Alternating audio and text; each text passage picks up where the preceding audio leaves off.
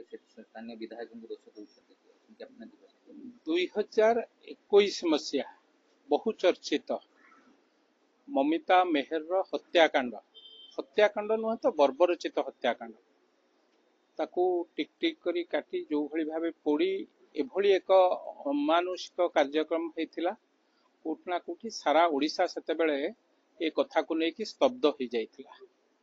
परवर्ती अवस्था रे ए कथारे महालिंग कॉलेज संगरे संपृक्ति सेठाकार स्थानीय विधायक कैप्टेन दिव्यशंकर मिश्र सहित सेतेबेले सरकार रो विभिन्न मंत्री माने नेतृत्व मंडली कोठना कोठी से कथारे संपृक्ति अच्छी बेली आलोचना होउथिला।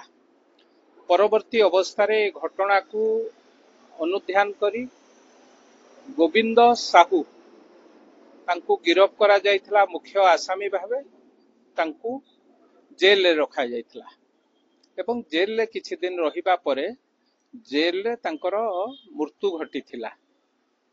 उहा होउची से आत्महत्या करथिले बेले आज मध्य साधारण लोकंक पाखे ताहा प्रश्नबाची हेकी अछि से आत्महत्या करिसंती ना तांको हत्या करा जाइछि। ए कथा ओडिशा वासिंक मध्य रे आज मध्य कोटना कोटी गोटे प्रश्नबाची हेकी अछि। लोक माने जानिबा को चाहुचंती प्रकृत ममिता मेहर घटना रे को माने संपृक्त ताको हत्या करिबारे को माने संपृक्त राजनीतिक व्यक्तित्व माने तादरे संपृक्त अछंती ना नाही एवं तार जे मुख्य आसामी गोविंद साहू तार किपरि भावे मृत्यु घटिला ताकू मध्य आज से कथा को लोक माने चाहिकी बसिचंती तार उत्तर मध्य आज पर्यंत पाउना। गत काली गोविंद साहू परिवार रो लोक आसी राज्यर मुख्यमंत्री श्रीयुक्त मोहन चरण माझी की भेटिचंती ता परिवार पाई दाबी करिचंती सीबीआई तदंत बोधे किभली भावे आम गोविंद साहू ताधरे संपृक्त अच्छी कि नहीं ए कथा से माने दाबी करचंती। गोटे सरकार 21 मसीह घटना घटी सेतेबेले सरकार एभली भावे से घटना को रूप देले कोटना कोठी सरकार तांको दलर लोक को बंचौथिले बेली साधारण रे आलोचना होतला। से कथा को जेतेबेले आमे आलोचना पर्यालोचना करथुलु बहु आंदोलन होतला सेतेबेले ए कथा को नै कि सारा ओडिशा दोहलथला। आज जेतेबेले भारतीय जनता पार्टी रो सरकार आसी दुई परिवार ममिता मेहर रो परिवार होंतु गोविंद साहूर परिवार होंतु ममिता मेहर रो परिवार चाहुचंती जो जो मान सेतिरे आसामी बा दोषी थिले तांकु किभली भावे धरा जाई तांकु दंड दिया जिवो। गोविंद साहूर परिवार गतकाली भेटिचंती एवं गोविंद साहू को आमे दोषी नुह बोली बहुत जहा सुनिछि मु तो पूरा प्रकृत कथा तथ्य पर्यंत पाई नाही जेति कि मु टीवी चैनल देखिछि आमे ताधरे गोविंद साहू दोषी नुह तांकु फसिया जाइछि कि सीबीआई तदंत दाबी करछि किंतु राज्यवासी चाहिकी बसिचंती ए घटना रे जीए संश्लिष्ट तांकु धरा जाई आउ जो जो माने ताधरे संश्लिष्ट अछंती पॉलिटिकल लोक ताधरे संपृक्त अछि ना नाही पॉलिटिकल लोक माने काहे कि से कॉलेज को जाउथिले बारंबार जाउथिले एवं कॉलेज एटमॉस्फियर ता खराब होतला कॉलेज बदनाम हला से घटना पे सब कथा को अनुध्यान करी मु निश्चित भावे सरकार को ऊपर यथेष्ट भरोसा अछि। साधारण लोकंकर सरकार ए सरकार विगत सरकार भली सरकार नुहे तेणु राज्यर मुख्यमंत्री ऊपर समस्तंकर भरोसा अछि। ममिता मेहर परिवार रो मध्य भरोसा अछि गोविंद साहूकर परिवार रो मध्य भरोसा अछि।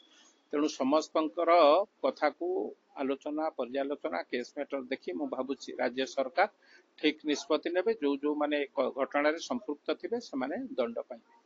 लागुछि कि जदि केस रिओपन हुए पूर्व सरकार समय रे जो माने अखिले तमानकर मुखा खोली जिवो समानकर बुझा कर्तृत्व असफलतारे पड़िबो नहीं निश्चित भावे देखंतु से कथा तो आलोचना साधारण लोकंक भितर आलोचना थिला।